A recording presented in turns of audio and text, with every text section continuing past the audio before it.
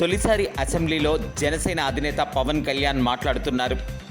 కొణిదెల పవన్ కళ్యాణ్ అనే నేను శాసనసభ సభ్యుడిగా ఎన్నికైనందున శాసనం ద్వారా నిర్మితమైన భారత రాజ్యాంగం పట్ల నిజమైన విశ్వాసం, విధేయత చూపుతానని, భారతదేశ సార్వభౌమాధికారాన్ని, సమగ్రతను కాపాడుతానని, నేను స్వీకరించబోయే కర్తవ్యాన్ని శ్రద్ధాశక్తులతో నిర్వహిస్తానని దైవ సాక్షిగా ప్రమాణం చేస్తాను.